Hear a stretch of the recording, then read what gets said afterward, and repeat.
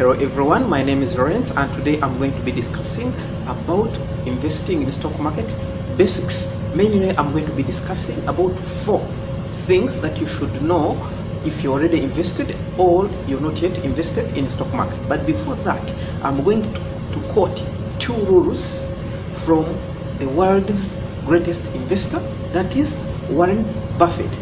It says, 1, don't lose money. And the second rule is, don't forget rule number 1. Why do I bring this quote?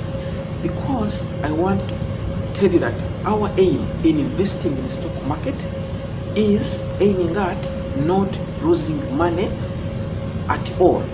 Because investing in the stock market is like any other investment.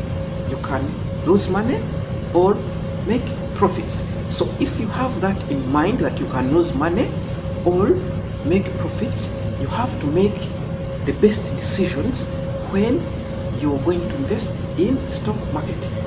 So let us begin discussing the 4 things that you should know or you should abide by while investing in stock market. So let us begin.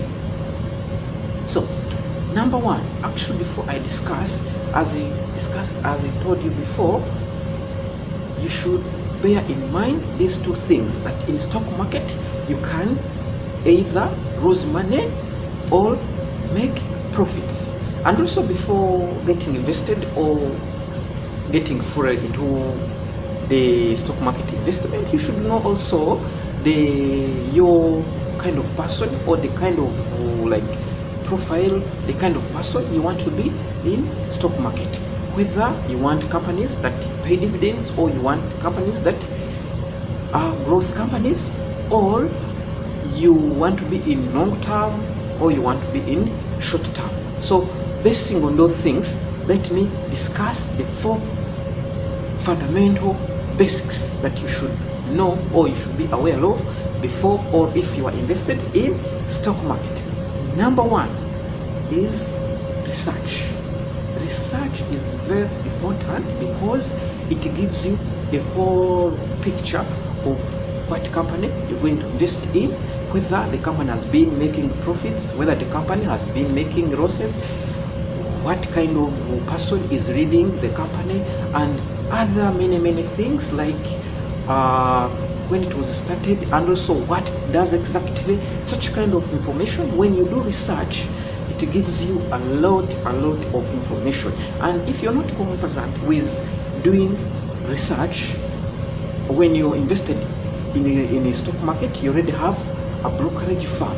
Brokerage firm is also one of the things is supposed to do for the people who have registered with them, is providing research to the person who has signed with them. So if you're not very conversant with making research, you can ask your brokerage firms to provide you with the information, or where you can find the information regarding the research.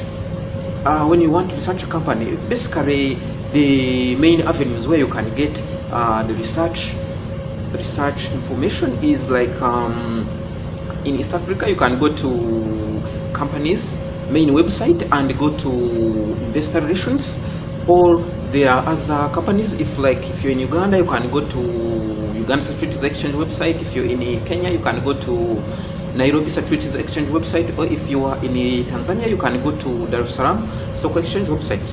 Those kind of websites, they can provide you with the best information regarding the companies that you want to invest in. So after making research, actually it will give you the very good picture regarding how long has it been in existence, what kind of services or items do they make,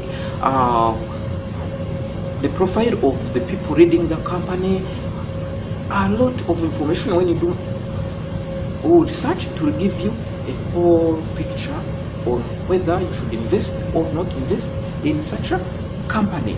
So second is, as a beginner or the person who has not fully invested in the stock market, you should invest in blue chip companies. What do you mean by blue chip company?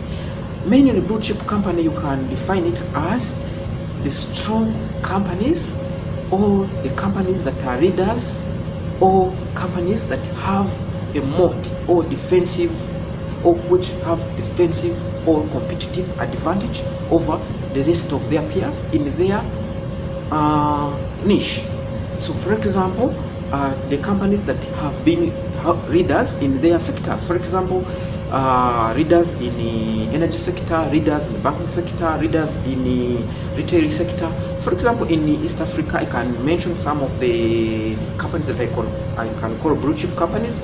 For example, if you're in Kenya, Safaricom, because Safaricom commands over 60% of the market share, and it has been consistently making profits also, and its share price has been appreciating over time. So that's one of the companies, if you're in Kenya, you should be considering to invest in. Second company that I can call blue chip in Kenya is there are like two banks. One is Equity Bank. It has been in operation for a long time, and it has been making profits, and it's all over East Africa. So it also commands a big market share in East Africa. Then another bank is KCB Bank, which is the biggest bank in East Africa by assets, and also it has been making profits over time. So those are the two banks that you should also consider in investing in if you're in East Africa.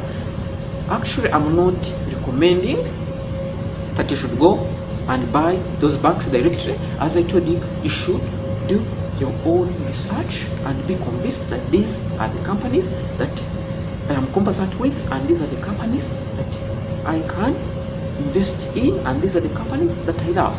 So those are the how you can call blue chip companies. If you're also in Uganda, you can consider Stanbic Bank, because Stanbic Bank has been in market for a long time, and it has been consistently making profits and also paying its shareholders part of their profits as dividends. So that is another reason. Third is dividend paying companies. Please, if you want to invest in companies, consider companies that pay dividends. The reason is very simple. As a beginner, you need to capitalize on finance as much as you can. So if the company is paying dividends, it will help you to invest the dividends so that you can work on the compounding effect. Actually, if you're invested in dividend paying companies, you should not take away the dividends. You should also reinvest it so that you can grow your capital as much as possible. That is the reason why you should invest also in companies that pay dividend. Another thing about dividends is most of the companies that pay dividends, they're also always making profits, and again they also grow in as far as share capital appreciation is concerned. So fourth, you should think longer term over short term. Actually, most of the greatest investors I've heard of, they talk these things over and over again. For example, Warren Buffett has been in stock market for a long time. He has held some companies for over 20-30 years, because as you know, stock market is volatile, fluctuates over time, over and over again. So when you think long term, you don't necessarily lose money actually, because sometimes the market can depreciate over 50%. But if you don't panic and leave your company to appreciate again, you will not lose money. So that's the reason why you should think long term over short term. Because if you think short term, the time you may need to exit the stock market, you may find it's the time that the stock markets are doing very badly, and at the end of the day you lose. Another thing, the reason why you should think long term is compounding, because stock market over time has been working on compounding effect. the more you rate your money in stock market, the more it works for you. So that's very, very big thing that you should also consider when you're investing in stock market. So those were the 4 things that you should consider while planning to invest, or when you're invested in stock market. Thank you for watching, and if you like my content, if you like what I do, please do not forget to subscribe or hit the bell notification, that in case I release another video, you will be able to be notified regarding the video. Have a good day. Bye bye.